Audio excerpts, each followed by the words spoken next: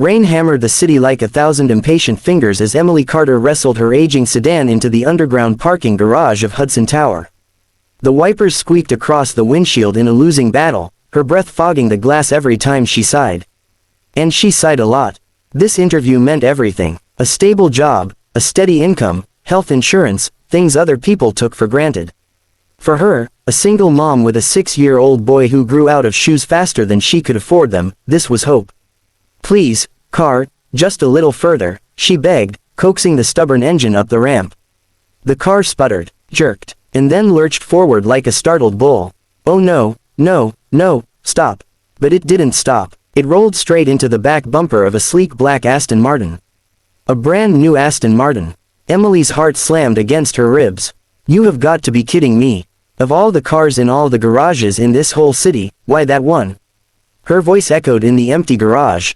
Panic prickled her skin. She shoved the door open, scrambling out as her brain fired through all the disasters this would unleash: insurance, repairs she couldn't afford, maybe losing the job before she even applied. "Great start, Em. Fantastic," she muttered. Then she heard footsteps. Slow, steady, purposeful. She froze. A tall man approached from the elevators, his tailored charcoal suit hugging a frame that whispered power and confidence. His dark hair glistened from the rain, one hand adjusting his cufflinks with bored precision. He stopped when he saw the dent in his car. Emily swallowed hard. The man looked at her. Really looked. His eyes, gray like storm clouds, sharp as steel, locked onto hers. She felt pinned in place, like he could see straight through her nerves and cheap heels. I am so, unbelievably, terribly sorry," Emily stammered. "My car slipped, and I lost control, and..." He raised one hand gently, stopping her. "Are you hurt?" His voice, deep, smooth, calm, not at all what she expected from a billionaire with a dented luxury car. She blinked. "Hurt? No, I'm fine. But your car, it's a car," he said simply.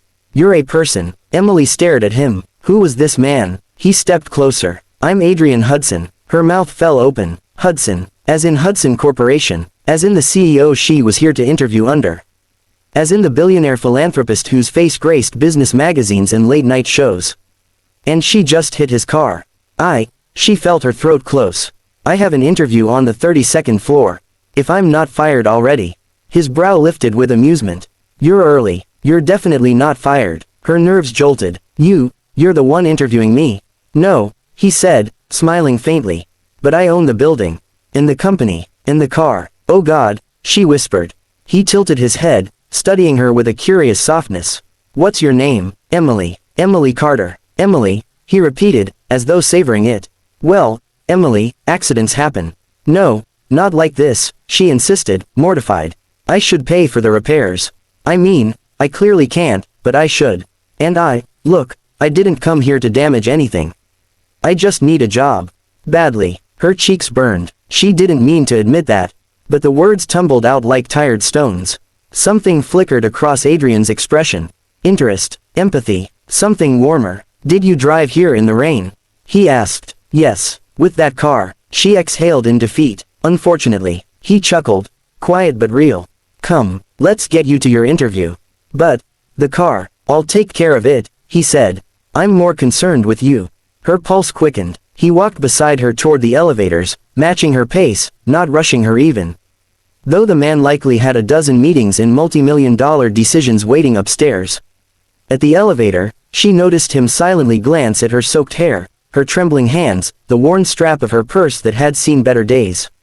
Embarrassment swelled in her chest. "I know," she said quickly. "I don't exactly look like management material today." He looked genuinely confused. "Why not?" She gave a weak laugh. "Well, for starters, I hit your car. And you reacted with honesty," he said. "Most people would have tried to hide it. Blamed the rain, disappeared before I arrived, but you stayed, owned it, and apologized. That's integrity." She stared at him, stunned. The elevator arrived with a soft ding. They stepped inside, alone.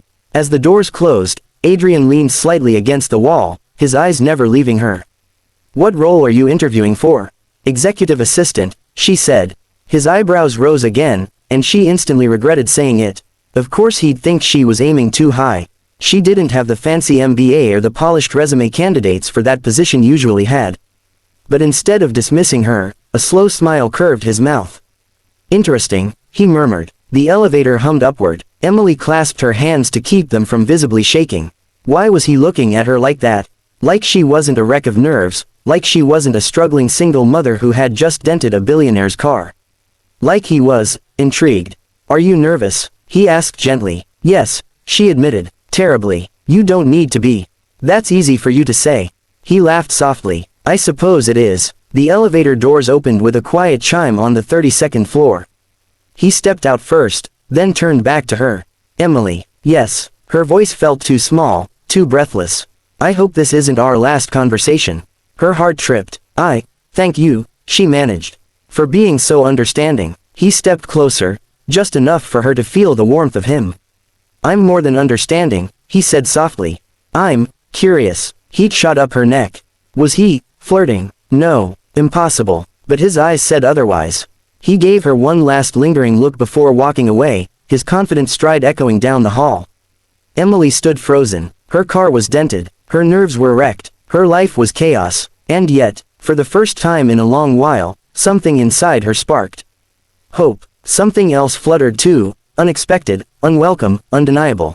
Adrian Hudson, Billionaire CEO, had looked at her like she wasn't invisible. Like he saw her, really saw her, and heaven help her, she wasn't sure she wanted him to stop.